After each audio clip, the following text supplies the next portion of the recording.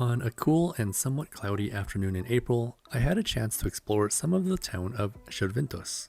I didn't do too much, and with an infant, I actually couldn't do much even if I wanted to. But I found the areas I explored to be quite nice and probably a fantastic spot in the summertime, and so I hope you'll stick around as I explore Širvintos for today's video.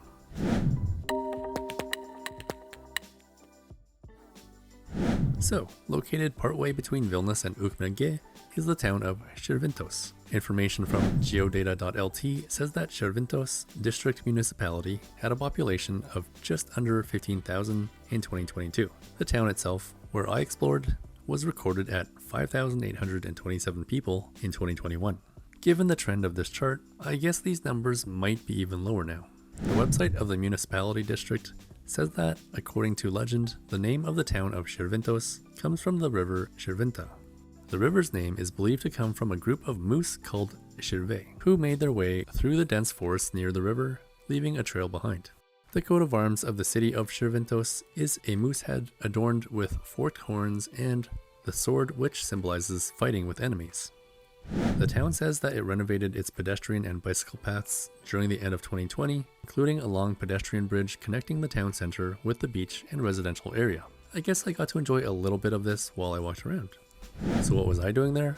Well, my wife had someone to visit in a nearby town, so I asked her to drop me and our son off in Širvintos.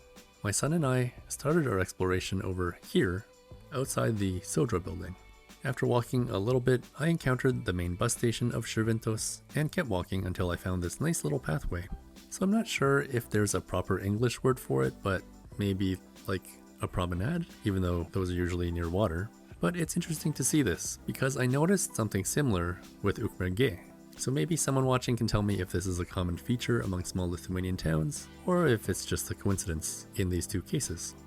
Continuing my walk, I encountered a statue of Ignas Šeinius. A little side note here, he was a Lithuanian-Swedish writer and publicist. He also worked as a diplomat for Lithuania in the Nordic states during the interwar period. So then, continuing my journey towards the water, I came across a restaurant called Alkanas Briedis, or the Hungry Moose. I didn't go in, but Google Maps says it has a 4.6 star rating, so maybe I'll come back another time. Fun fact, Briedis means moose in Lithuanian, but in Latvian, the word of the same spelling means deer.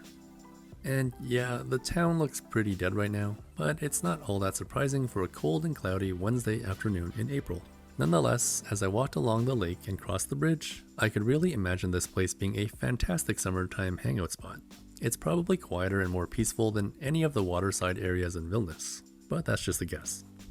The other side of the lake had a beach and leisure area, and I was going to walk from there to the next crossing, but I saw a lot of construction taking place around the sports center, and so I decided to go back over the bridge that I had already crossed. Continuing my walk, I saw some really wholesome small town scenes. There was an old white cat sitting peacefully behind an old man fishing, and then a few minutes later these 3 elementary school age boys passed me carrying fishing rods, presumably heading to their fishing spot. I felt a little too awkward filming any of this myself, so you'll just have to believe me that they happened. And so it was at about this point that my son started to wake up and cry from hunger.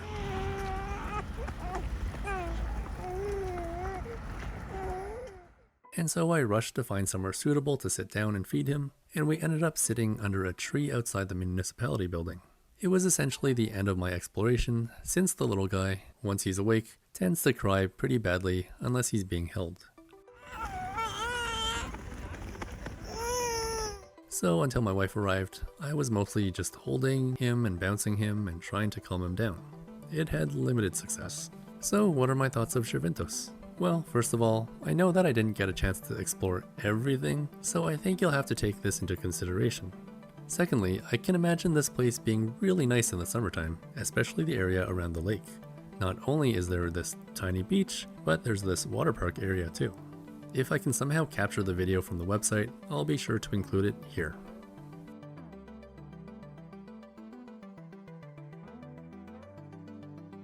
There might not be as much in the winter time, but I do know that they had quite the nice Christmas tree display outside the municipality building in December. And so if Vilnius is a small city that has almost everything you could want in a city, then I would say Širvintos is a small town that offers everything a small town resident could want. It has a swimming pool, sports complex, library, 3 or 4 different supermarkets, and a lake area with beach.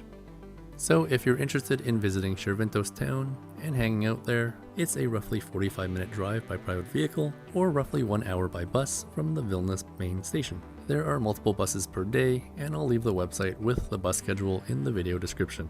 Unfortunately, I don't know how much the bus costs, but I'm guessing it can't be too much.